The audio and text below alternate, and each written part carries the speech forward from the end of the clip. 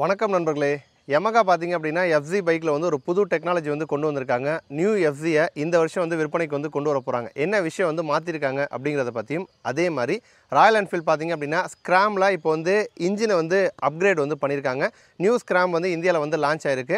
Honda பொறுத்த வரைக்கும் வந்து நம்ம ரொனின் ஹண்டர் இந்த மாதிரி பைக்குகளுக்கு போட்டியாக வந்து ஒரு புது பைக்கை இந்த வருஷத்தில் விற்பனைக்கு வந்து கொண்டு வர போகிறாங்க. இப்போ இந்த 2025க்காக பார்த்தீங்க அப்படின்னா எல்லா பிராண்ட்ஸுமே வந்து நியூ அப்டேட் வந்து கொடுத்துட்ருக்காங்க. அந்த வகையில் வந்து லிவோ பைக்லேயும் வந்து ஹோண்டா வந்து புது அப்டேட் வந்து கொடுத்துருக்காங்க. இது எல்லாத்தையும் தாண்டி ஹீரோ வந்து ஒரு முக்கியமான ஒரு லெஜெண்டரி பைக்கில் பார்த்தீங்க அப்படின்னா ஈவி வந்து கொண்டு வர போகிறாங்க. எப்போ கொண்டு வர போகிறாங்க, என்ன பைக் அப்படிங்கிறத பார்த்தா நம்ம வந்து டீட்டெயிலாக வந்து பார்க்க போகிறோம். ஸோ கண்டென்ட்டுக்குள்ளே போகிறதுக்கு முன்னாடி தொடர்ந்து வந்து சப்ஸ்கிரைப் பண்ணி சப்போர்ட் பண்ணுங்கள். ஏன்னா நம்ம சேனலில் நிறைய பேர் வந்து இன்னும் சப்ஸ்கிரைப் பண்ணாமல் தான் வந்து பார்த்துட்ருக்கீங்க. நீங்கள் சப்ஸ்கிரைப் பண்ணி உங்களுடைய சப்போர்ட்டை கொடுக்க தான் இன்னும் நிறைய நல்ல யூஸ்ஃபுல்லான கண்டென்ட்ஸ் வந்து உங்களுக்கு வந்து கொடுத்துட்டே இருக்கணும் அப்படின்னு எங்களுக்கு வந்து ஒரு மோட்டிவேஷன் கிடைக்கும். ஸோ மறக்காமல் சப்ஸ்கிரைப் பண்ணிடுங்க. இப்போ நம்ம கண்டென்ட்டுக்குள்ளே போயிடலாம். ஃபஸ்ட்டு வந்து FZயில் வரப்போகிற நியூ அப்டேட் பற்றி இப்போ நம்ம வந்து பார்த்துருவோம். நம்ம 2025 பாரத் மொபிலிட்டி குளோபல் எக்ஸ்போ நடக்குதுல்ல, அந்த எக்ஸ்போவில் பார்த்தீங்க அப்படின்னா FZ பைக்கு வந்து ஷோ பண்ணியிருந்தாங்க. பெருசாக கலர் அப்டேட் வந்து கொடுக்கல, நார்மல் பைக்கு தான் நிப்பாடி இருந்தாங்க. பட் இருந்தாலும் அதில் பார்த்தீங்கன்னா ஸ்மார்ட் மோட்டார் ஜென்ரேட்டர் அப்படின்னு ஒரு புது விஷயம் வந்து ஆட் பண்ணியிருக்காங்க. அது என்ன அப்படின்னு கேட்டிங்கன்னா, ஜென்ரலாக மோட்டாரு ஜென்ரேட்டர் ரெண்டுமே வந்து சேம் தான். உள்ளே போகிற இன்புட்டு வெளில ஒரு அவுட்புட் இது மட்டும் தான் வந்து மாறும். இப்போ ஜென்ரேட்டர் அப்படிங்கிறப்ப நமக்கு வந்து இன்புட் பார்த்திங்கன்னா மெக்கானிக்கல் எனர்ஜியை வந்து அது வந்து எலக்ட்ரிக்கலாக வந்து ஸ்டோர் பண்ணி வைக்கும். பட் மோட்டார் அப்படிங்கிறப்ப ஸ்டோர் பண்ணி வச்சிருந்த எலக்ட்ரிக்கல் எனர்ஜியை அது வந்து மெக்கானிக்கல் எனர்ஜியாக வந்து கொடுக்கும். ஸோ இதுதான் வந்து டிஃப்ரெண்ட்டு.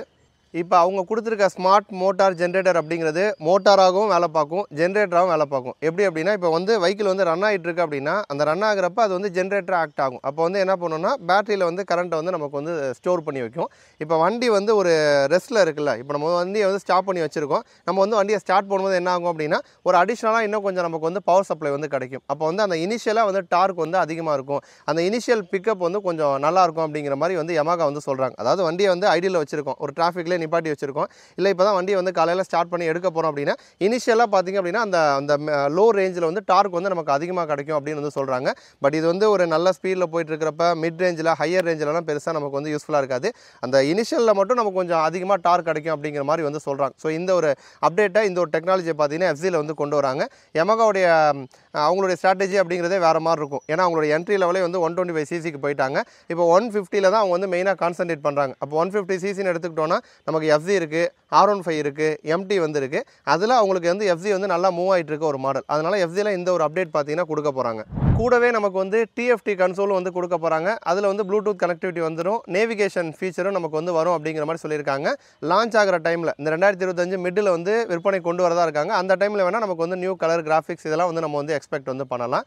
அடுத்த அப்டேட் பார்த்திங்க அப்படின்னா ராயல் என்ஃபீல்டு வந்து ஸ்க்ராமில் வந்து 440cc வந்து கொடுத்துருக்காங்க. முன்னாடி பழசு இருந்தது பார்த்தீங்கன்னா 411cc, இப்போ வந்து 440 கேட்டகரிக்கு வந்து போயிருக்கு. 443cc air and oil cooled engine வந்து கொடுத்துருக்காங்க.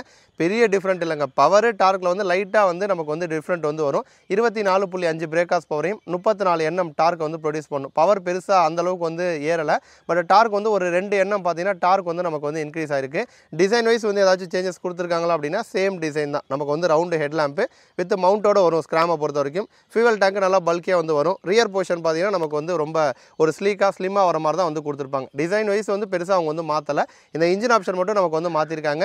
பிரேக்கிங், சஸ்பென்ஷன் இதில் ஏதாச்சும் சேஞ்சஸ் கொடுத்துருக்காங்களா அப்படின்னா நமக்கு பெருசாக இல்லை. நமக்கு வந்து சஸ்பென்ஷன்லையுமே டெலஸ்கோபிக் தான் ஃப்ரண்ட் கொடுக்குறாங்க. ரியர் வந்து மோனோ ஷாக் வரும். நமக்கு பிரேக்கிங் பொறுத்த வரைக்கும் ஃப்ரண்ட் அண்ட் பேக் ரெண்டுமே டிஸ்க் வரும். டிவல் சேனல் ABS கொடுக்குறாங்க. அதில் வந்து நமக்கு ஸ்விட்சபிள் டிவல் சேனல் ABS பார்த்தீங்கன்னா அந்த புது ஸ்க்ராமில் வந்து கொடுத்துருக்காங்க.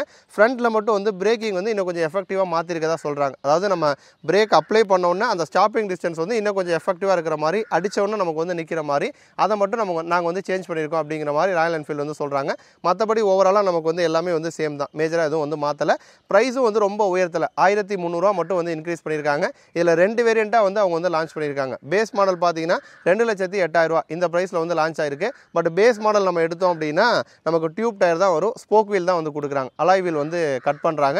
இப்போ அதுவே டாப் மாடல் எடுத்தோம் அப்படின்னா அதில் நமக்கு வந்து டியூப்லெஸ் டயர் வந்துடும், அலாய் வீல் வந்துடும். ஸோ டாப் மாடல் போகிறப்ப அது வந்து 2,15,000 வந்து வரும். பட் இல்லை உங்களுக்கு வந்து ஸ்போக் வீலும் ப்ளஸ் வந்து டியூப் டயர் ஓகே அப்படின்னா பேஸ் மாடல் எடுத்திங்க அப்படின்னா ப்ரைஸில் வந்து ஒரு 1300 மட்டும்தான் நமக்கு வந்து விலை வந்து அதிகப்படுத்தியிருக்காங்க. கலர் ஆப்ஷன்ஸ் வந்து புதுசாக கொடுத்துருக்காங்க. ஸோ முன்னாடி ஸ்க்ராமில் இருந்ததே நல்ல கலர்ஸ் தான். பட் இப்போ அப்டேட் கொடுத்துருக்கிறதுல இன்னும் கொஞ்சம் பார்க்க நல்லா ஒரு லுக் வைஸாக ஒரு லுக் வைஸ் எடுத்துக்கிட்டோன்னா கொஞ்சம் நியூவாக வந்து தெரியுது. இது வரைக்கும் இருந்த கலர்ஸ் மாதிரி இல்லாமல் கொஞ்சம் புதுசாக நமக்கு வந்து கொடுத்துருக்காங்க. ஸோ ஸ்க்ராமை பொறுத்த வரைக்கும் இந்த அப்டேட் வந்து வந்திருக்கு. அடுத்து பார்த்தீங்கன்னா ஹோண்டா வந்து இப்போ அந்த டிவிஎஸ் ரொனின் ஹண்டர் இந்த 2 பைக்குகளுக்கு போட்டியாக பார்த்தீங்கன்னா ஒரு பைக்கை வந்து விற்பனைக்கு வந்து கொண்டு வர போகிறாங்க. அதற்கான பேட்டர்ன் இமேஜஸ் பார்த்தீங்கன்னா இப்போ சோஷியல் மீடியாவில் வந்திருக்கு. ஸோ அந்த இமேஜஸ் பார்க்குறப்ப நமக்கு வந்து ஃப்ரண்ட்டில் வந்து ஃபுல்லாகவே வந்து ஒரு மாடர்ன் ரெட்ரோ லுக்கில் வந்துருக்கு. ரவுண்டு ஹெட்லாம்ப் வந்து வருது. ஹெட்லாம்போட சைடில் பார்த்தீங்கன்னா ரவுண்ட் ஷேப்பில் சின்னதாக இண்டிகேட்டர்ஸ் கொடுத்துருக்காங்க. அது வந்து எல்இடியில் வர மாதிரி வந்து தெரியுது. ஃப்ரண்ட்டில் வந்து நமக்கு வந்து யூஎஸ்ஜி வந்து கொடுக்குறாங்க. யூஎஸ்ஜி வந்து நமக்கு ஹார்னட்டில் வரதை விட சைஸ் வந்து இன்னும் கொஞ்சம் பெருசாக இருக்கிற மாதிரி வந்து தெரியுது. இன்ஜின் வைஸ் பார்த்தீங்கன்னா இது வந்து ஹார்னட்டில் இருக்க சேம் அதே இன்ஜின் தான் வந்து இந்த வரப்போகிற பைக்லேயும் வந்து கொடுக்க போகிறாங்க. அதேமாதிரி ஹோண்டாவில் பார்த்தீங்கன்னா CB190R அப்படின்னு சொல்லிட்டு ஒரு பைக் இருக்குது. அது பயங்கர அக்ரெசிவாக வந்துருக்கும். அது வந்து ஒரு ரோட்ஸ்டர் லுக்கில் ஒரு ஸ்ட்ரீட் நேக்கடு லுக்கில் தான் வந்திருக்கும். பட் அந்த பைக்கை பேஸ் பண்ணி அதோட அந்த ஷார்ப்னஸ் வந்து இன்னும் கொஞ்சம் கம்மி பண்ணி ஒரு ஹண்டர் மாதிரி இல்லைனா வந்து ஒரு ரொனின் மாதிரி மாற்றி பார்த்தீங்கன்னா கொடுத்துருக்காங்க. சீட்டை பொறுத்த வரைக்கும் வந்து ஸ்ப்ளிட் சீட் செட்டப்பில் வந்து கொடுக்காம சிங்கிள் பீஸ் சீட்டாக தான் நமக்கு வந்து கொடுத்துருக்காங்க. ஸோ ரொனின் ஹண்டருக்கு வந்து போட்டியாக இந்த பைக் வந்து கொண்டு வருவாங்க அப்படின்னு எக்ஸ்பெக்ட் பண்ணப்படுது. ப்ரைஸ் பற்றி இன்னும் அனௌன்ஸ் பண்ணல. இப்போதைக்கு வந்து அந்த பேட்டர்ன் இமேஜ் மட்டும் தான் வந்திருக்கு. அதில் ஃப்ரண்ட் அண்ட் பேக் வந்து டிஸ்க் வந்து வருது. டுவெல் ABS வந்து கொடுப்பாங்க. டிஸ்க்குமே வந்து நமக்கு வந்து பெட்ரோல் டிஸ்க் வந்து கொடுக்குறாங்க. ஸோ அதனால் வந்து ஒரு கம்ஃபர்டபுளாக சிட்டிக்குள்ளே வந்து ரைட் பண்ணுற மாதிரி இந்த பைக் வந்து வரும் அப்படின்னு எதிர்பார்க்கப்படுது. அடுத்த அப்டேட் பார்த்தீங்கன்னா ஹோண்டாவில் லிவோவில் பார்த்தீங்கன்னா இப்போ வந்து நியூ அப்டேட் வந்து கொடுத்துருக்காங்க. லிவோ பற்றி சொல்லணும் அப்படின்னா ஒரு 110cc கேட்டகரியில் உங்களுக்கு வந்து ஹீரோ பைக்ஸ் வந்து வேணாம், பஜாஜ் டிவிஎஸ்லாம் வேணாம் அப்படின்னா தாராளமாக ஹோண்டா நீங்கள் எடுக்கலாம். இன்ஜின் நல்லாயிருக்கும். இந்த பைக்குமே லிவோவுமே கூட ஒரு 125cc பைக்குக்கு ஈக்குவலான ஒரு டிசைன் வந்து இருக்கும். ஏன்னா வந்து ஒரு மஸ்குலராக வந்து ஃபியூல் டேங்க் வந்து கொடுத்துருப்பாங்க. Side stand engine cut off கொடுக்குறாங்க. கில் ஸ்விட்ச் வந்து வருது. லைட்டோட ஹெட்லைட்டோட டிசைனும் பார்த்தீங்கன்னா நல்லா ஸ்போர்ட்டியாக நமக்கு வந்து இருக்கும். இப்போ இந்த பைக்கில் வந்து OBD 2B அந்த அப்டேட் வந்து வருது. அதில் கன்சோல் மட்டும் நமக்கு வந்து மாறி இருக்குது. என்னென்னா ஃபுல்லாக டிஜிட்டல் கன்சோல் வந்து கொடுத்துட்டாங்க. இப்போ வந்து ஹோண்டா அவங்களுடைய எல்லா பைக்ஸ்லையுமே வந்து டிஜிட்டல் கன்சோல் வந்து கொடுத்துட்ருக்காங்க. அதில் சில ஃபீச்சர்ஸும் நமக்கு வந்து ஆட் பண்ணியிருக்காங்க. டிஸ்டன்ஸ் டு எம்டி இந்த ஃபீச்சர் வந்து நமக்கு வந்து ஆட் ஆகும். அடுத்து வந்து ரியல் டைமில் எவ்வளோ மைலேஜ் வந்து கொடுக்கும் அந்த ஒரு ஃபீச்சர் வந்து ஆட் பண்ணியிருக்காங்க. எந்த கியரில் போயிட்டுருக்கோம் கியர் பொசிஷன் இண்டிகேட்டர் அந்த ஒரு ஃபீச்சரும் பார்த்தீங்கன்னா நமக்கு வந்து டிஜிட்டல் கன்சோலில் வந்து மாற்றிருக்காங்க. 3 கலர் ஆப்ஷன்ஸ் வந்து கொடுத்துருக்காங்க. கலர் ஆப்ஷன்ஸும் நமக்கு வந்து நியூவாக வந்து கொடுத்துருக்காங்க. ஒரு ஃப்ரெஷ்ஷாக கொடுத்துருக்காங்க. இது மாதிரி இருந்த கலர் மாதிரி இல்லாமல் கொஞ்சம் நியூ கலரு கிராஃபிக்ஸும் நமக்கு வந்து சேஞ்ச் பண்ணியிருக்காங்க. இன்ஜினில் அவங்க வந்து பெருசாக வந்து கை வைக்கல. இன்ஜினை பொறுத்த வரைக்கும் நமக்கு வந்து 8.7 பிரேக்காஸ் பவரையும் 9.3 Nm டார்க் வந்து ப்ரொடியூஸ் பண்ணும். 4 ஸ்பீடு கியர் பாக்ஸ் வந்து வரும். நல்ல லாங்காக கம்ஃபர்டபுளாக சீட் வந்து இருக்கும். ஒரு சிட்டிக்குள்ளே டெய்லி வந்து கம்யூட் பண்ணுறதுக்கு ஏற்ற ஒரு பைக்காக ஒரு இன்ஜினோட லைஃப் நல்லாயிருக்கும். வண்டியும் லுக்காக வந்துருக்கும். ஒரு கொடுக்குற காசுக்கு வந்து ஒர்த்தான பைக்காக இருக்கும். இப்போ 2025க்காக அந்த கன்சோலை மட்டும் மாற்றி நமக்கு பார்த்தீங்கன்னா ஹோண்டா வந்து இந்த பைக் வந்து கொடுத்துருக்காங்க. அடுத்து பார்த்தீங்கன்னா நமக்கு வந்து ஃபைனல் அப்டேட்டு ஹீரோ வந்து பைக் செக்மெண்ட்லேயே வந்து கான்சன்ட்ரேட் வந்து பண்ண போகிறாங்க. இப்போதைக்கு ஹீரோ பொறுத்த வரைக்கும் எலக்ட்ரிக் அப்படின்னு வரும்பொழுது அவங்க வந்து விடா வந்து வச்சிருக்காங்க.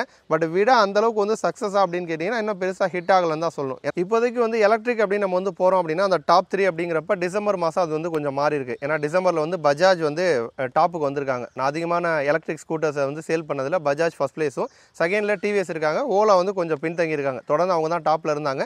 இப்போ 3வது இடத்துக்கு வந்திருக்காங்க. அந்த டாப் 3க்குள்ளலாம் வந்து நமக்கு வந்து ஹீரோ விடாலாம் வந்து வரவே இல்லை. அப்போ வந்து அவங்க அடுத்து இதை தாண்டி பார்த்தீங்க அப்படின்னா பைக் செக்மெண்ட்டில் வந்து கான்சன்ட்ரேட் வந்து பண்ண போகிறாங்க. ஒரு அட்வென்ச்சர் பைக்கையும் பார்த்தீங்க அப்படின்னா கொண்டு வர போகிறாங்க. அதை தொடர்ந்து நமக்கு வந்து கம்ப்யூட்டர் செக்மெண்ட்லேயே வந்து கான்சன்ட்ரேட் வந்து பண்ண போகிறாங்க. அது வந்து எந்த பைக் அப்படிங்கிறத இப்போதைக்கு வந்து சொல்லியிருக்காங்க. ஸ்ப்ளெண்டரில் பார்த்தீங்க அப்படின்னா EV வந்து கொண்டு வர போகிறாங்களாம். ஸோ வந்து ஸ்ப்ளெண்டர் அப்படிங்கிறப்ப அது வந்து ஒரு லெஜெண்டரி பைக்கு, ஆல்ரெடி நல்லா சேலான ஒரு பைக்கு. இப்போ அதில் வந்து EV கொடுக்குறாங்க அப்படின்னா கண்டிப்பாக அது வந்து ஹிட் ஆவதற்கான வாய்ப்பு வந்து அதிகமாக இருக்குது. இப்போதைக்கு வந்து நமக்கு எலக்ட்ரிக்கில் வந்து ஸ்கூட்டர்ஸ் தான் நமக்கு வந்து அதிகமாக இருக்குது. பைக்ஸ் வந்து பெருசாக அந்தளவுக்கு வந்து அதிகம் கிடையாது. அப்படியே இருந்தாலும் அது அந்தளவுக்கு வந்து சேல்ஸ் கவுண்ட்னு பார்க்குறப்ப ரொம்ப கம்மியாக தான் சேல் ஆகிட்டு இருக்கு. அப்படி இருக்கிறப்ப 2027க்குள்ளே பார்த்தீங்க அப்படின்னா ஸ்ப்ளெண்டரில் EV வந்துடும் அப்படிங்கிற மாதிரி சொல்லியிருக்காங்க. எடுத்தோடனே பார்த்தீங்க அப்படின்னா பெரிய ஒரு மார்ஜினில் வந்து கொண்டு வர போகிறாங்க. ஏன்னா அவங்களுடைய ப்ரொடக்ஷன் பிளான் வந்து என்ன வச்சுருக்காங்கன்னா ஒரு வருஷத்துக்கு 2 லட்சம் யூனிட்ஸ் வந்து ப்ரொடக்ஷன் பண்ணுற மாதிரி வந்து பிளான் வச்சுருக்காங்க. அப்போ அந்தளவுக்கு வந்து சேலும் ஆகிற மாதிரி நம்ம இந்தியாவுக்கு மட்டும் இல்லாமல் மேபி இது வந்து எக்ஸ்போர்ட்டும் வந்து பண்ணலாம். ஸோ ஃபாரின் கண்ட்ரீஸ்க்கும் பார்த்தீங்கன்னா ஸ்ப்ளெண்டர் EV வந்து போகலாம். ஸோ இந்தியா பொறுத்த வரைக்கும் இந்த நேமுக்காகவே கண்டிப்பாக அது வந்து ஹிட் ஆயிரும் அப்படின்னு நம்ம வந்து சொல்லலாம். அதுலேயும் வந்து ஹீரோ அப்படிங்கிறப்ப ப்ரைஸ்லேயும் அவங்க வந்து அதிகமாக கான்சன்ட்ரேட் வந்து பண்ணுவாங்க. ஒரு ரீசனபிள் ப்ரைஸில் வந்து இந்த ஸ்ப்ளெண்டர் EV வந்துச்சு அப்படின்னா கண்டிப்பாக வந்து கண்ணை மூடிட்டு மக்கள் வந்து வாங்குவாங்க அப்படிங்கிற ஒரு எதிர்பார்ப்போட ஹீரோ வந்து இருக்காங்க. ப்ரைஸ் வந்து என்னவா இருக்கும் அப்படின்னா இப்போ அந்த ஸ்ப்ளெண்டர் EVயை பொறுத்த வரைக்கும் வந்து பேட்டரி ஆப்ஷன்ஸ் வந்து நமக்கு வந்து கஸ்டமைஸ் பண்ணிக்கிற மாதிரி 2-3 பேட்டரி ஆப்ஷன்ஸ் வந்து கொடுக்க போகிறதாகவும் வந்து சொல்லியிருக்காங்க. அப்போ வந்து பேஸ் மாடலோட ப்ரைஸ் வந்து ஒரு 70,000 வந்து ஸ்டார்ட் ஆகும் அப்படிங்கிற மாதிரி சொல்லியிருக்காங்க. நம்ம டாப் மாடல்லாம் போகிறோம் அப்படின்னா அது வந்து 1 லட்சத்துக்கு மேலே போகும். அப்போ வந்து உங்களுக்கு வந்து ப்ரைஸ் வந்து கம்மியாக வேணும், ஒரு நாளைக்கு வந்து அதிகமான டிஸ்டன்ஸ் போக மாட்டீங்க, ஷார்ட் டிஸ்டன்ஸாக போவீங்க அப்படின்னா பேஸ் மாடல் வந்து நீங்கள் வந்து ட்ரை பண்ணுற மாதிரி ஹீரோ பார்த்தீங்க அப்படின்னா ஸ்ப்ளெண்டர் வந்து கொண்டு வர போகிறாங்க. நன்றி.